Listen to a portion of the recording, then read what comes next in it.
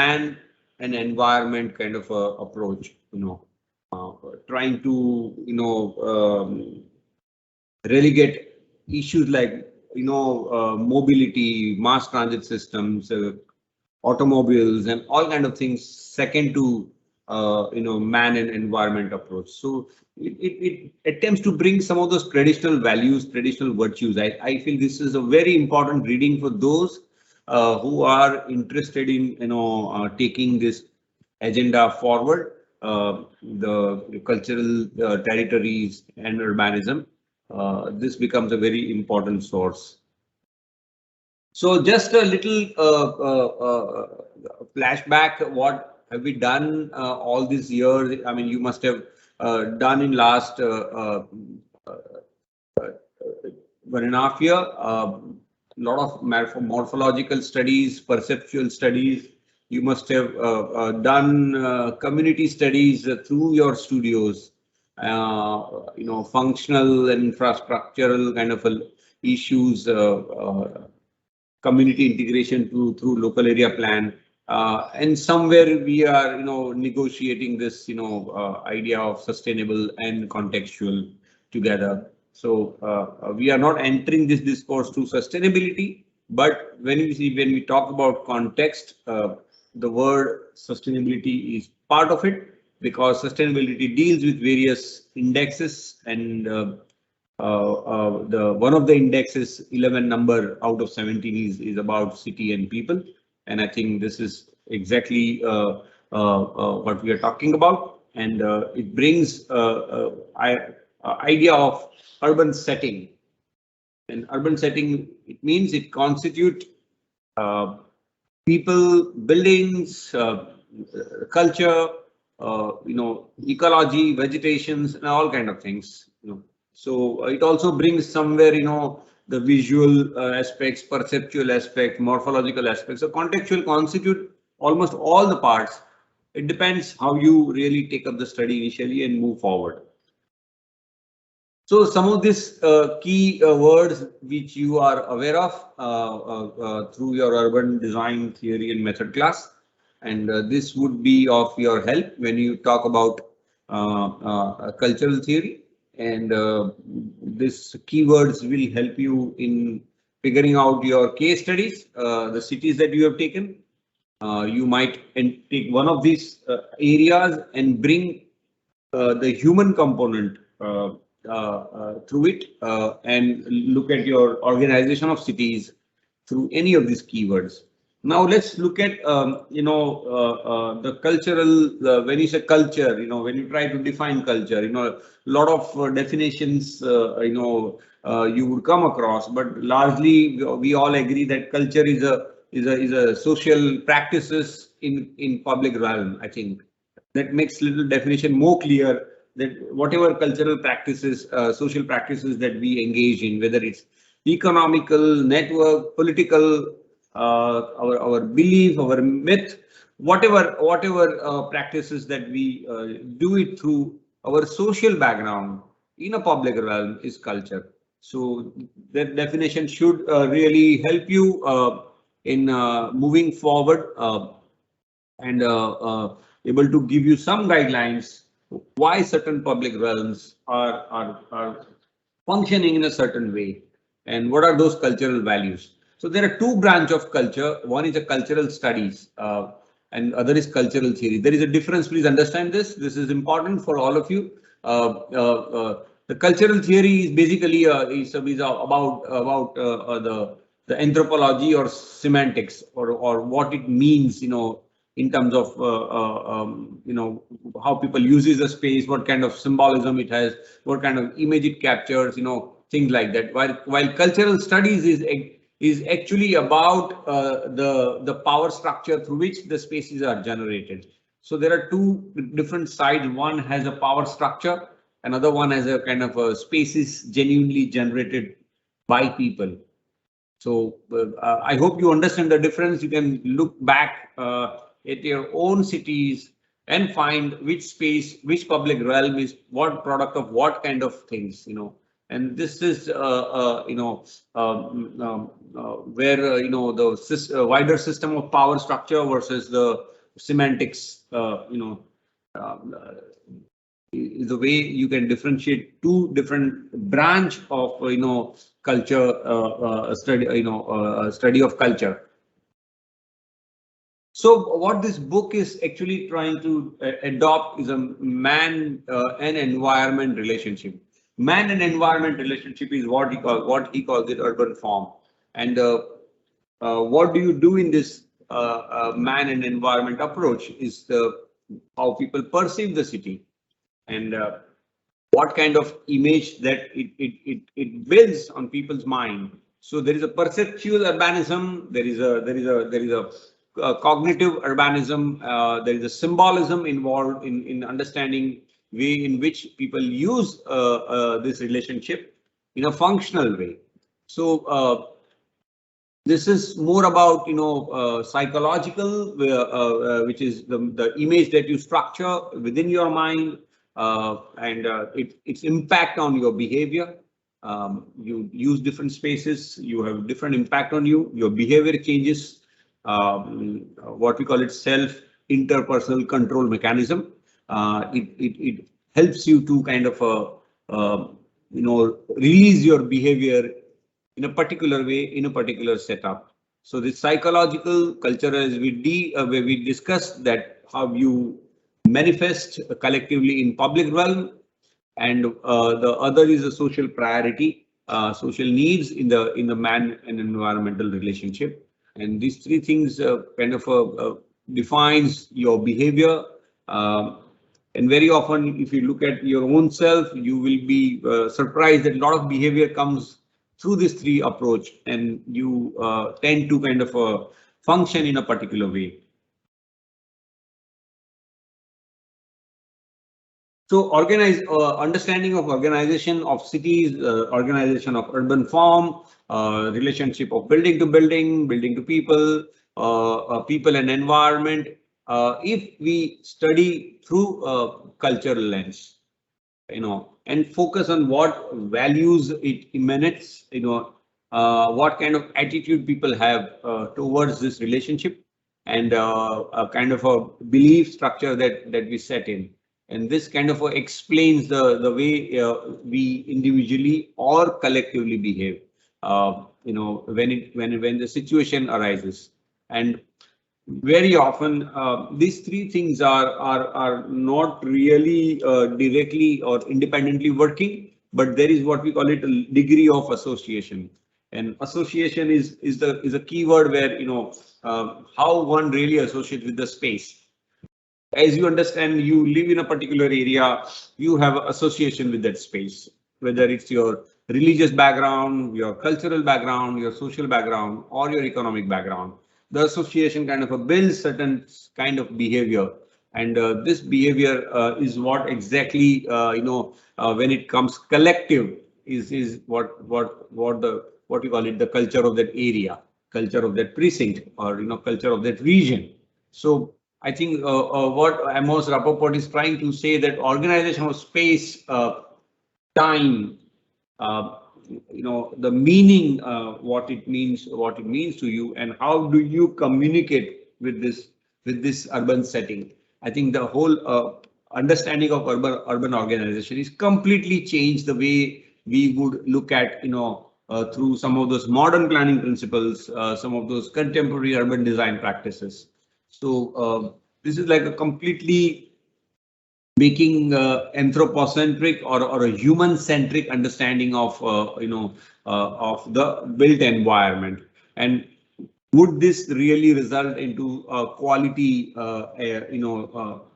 environment? I think we all will agree in some or other way that this approach is more humane approach as compared to any other approach.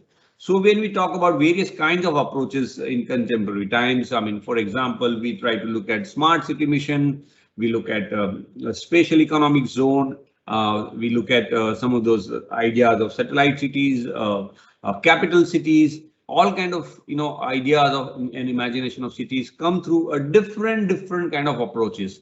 So one is power structure, one is economy, one is mobility, one is connectivity, or other one is administration.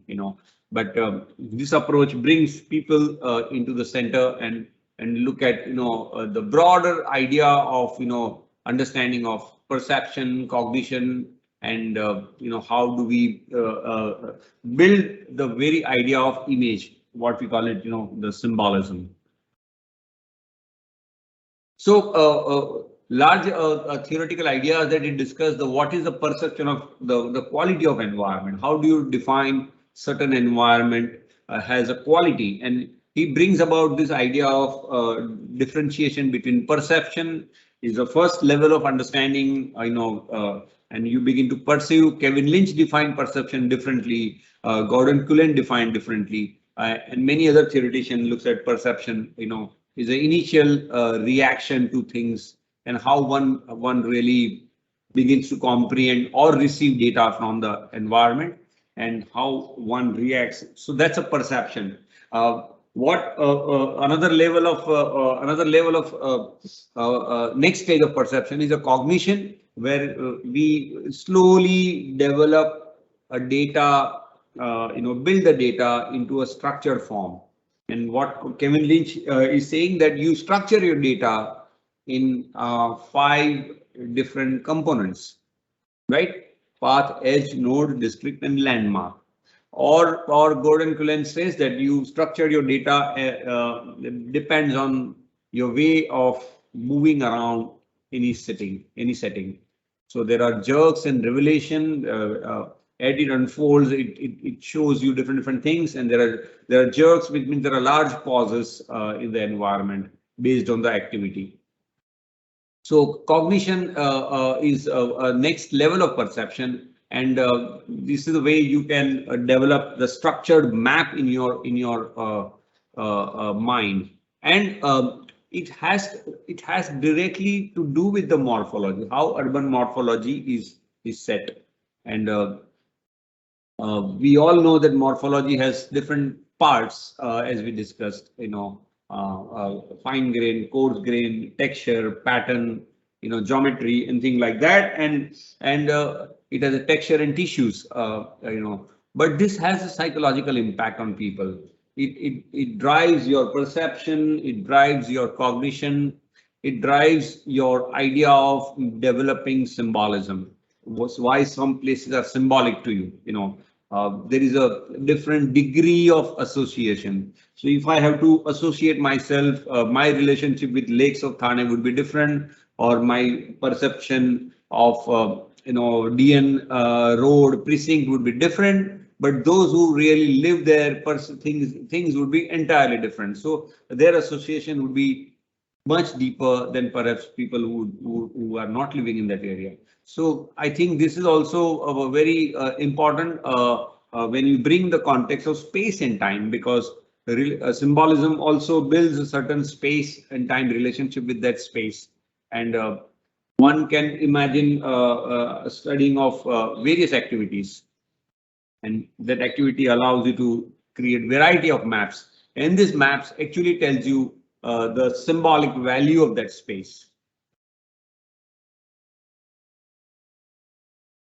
So what he says that the perception and nature is very important part of early stage study, and this idea of what you call it, sensory recognition, sensory identification, sensory guidance to the urban setting, a natural setting, or a combination of urban and natural setting. And it kind of gives you a various degree of perception.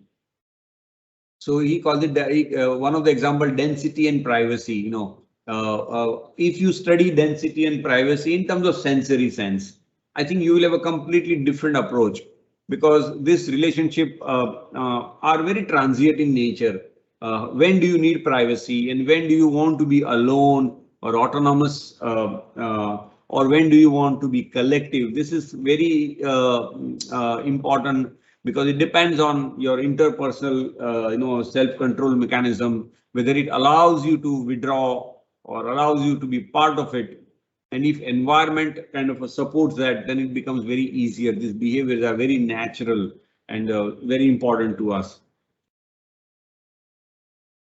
So when you say now city in terms of social, cultural, and territorial variables, you will find formation of urban enclaves, the various clusters with a very distinct cultural kind of a manifestation. I mean, even in a city like Mumbai, you find suburbs, but suburbs are all basically administrative boundaries, but there are distinct cultural boundaries and they often contradict the administrative boundaries. So one has to really identify these territories and bring this understanding of how people from various ethnographic background or ethnic background, sorry, forms a variety of public and private public realms, how they really formulate, what kind of behavior setting becomes, sometimes you see behavior setting becomes aggressive, sometimes you see behavior setting is more introspective. So these are all all the values that we inculcate, and that forms a kind of a what we call it settlement kind of a. So can settlement study, can urban form study, can housing study through this kind of variables, social, cultural, and territory? That would be an interesting way of approaching human dimension of the environment. So he went on talking about two words, association and perception, perceptual values and associational values. You perceive, many of you are from other part of the country and you perceive the city differently. Your perception is more constructed, partly through learned, partly through your own social circumstances, and partly because you interpret differently. So the initial perception comes through this kind of ideas and guidance. But association is much deeper. Association is a very spatial, kind of a spatial relationship with the built environment. And this association, when association attains beyond its functional value, what we call it symbolism. So, for example, religious places, they attain associational values initially, but these associations, which are partly functional in nature, but when it achieves beyond its functional means, beyond your relations are deeper than function, it means that space object has achieved a symbolic value in your life. For example, conservation perspective, if I were to give you a very ordinary example, you inherited a object from your family, from your grandfather, or let's say grandfather clock, for example. It has a symbolic value to you. It doesn't matter whether it's functional or not, but the symbolic value is much deeper. Culturally, socially, it's embedded into your psychology. And this is where I feel that one has to categorize the urban form into this idea of perceptual terms and associational terms. Associational terms are also individual or collective. When it becomes individual, it's more to do with psychological. When it becomes people, then it's more about popular, plural in nature. It means the space has variety or a diversity in manifestations, and people agree with variety and diversity of manifestation. That means the space has achieved that cultural pluralism. And you will agree that, like, for example, if I have to look at the city like Delhi, Mumbai, Kolkata, you will all agree that Mumbai has attained its cultural pluralism. It means that people do not differentiate based on your accent, based on your ethnic background, your social background. People tend to identify any person in the city as a part of the city. So this cultural pluralism is a very important study, which is more collective in nature. So when you talk about intercultural processes, when you talk about cultural territories, there are tangible territories which you can identify immediately, and there are intangible territories. And tangible and intangible are constantly, in flux, constantly transiting from one realm to another realm. It means they are exchangeable. So sometimes intangible territories become tangible territories in a dynamic relationship. And whole idea of what we call it urban common also is interchangeable. What seems to be common becomes uncommon in some way, because it hinders the public participation in that space. They tend to kind of become more privatized. So once those urban common changes, the relationship of tangible and intangible territories also changes. And in order to understand this,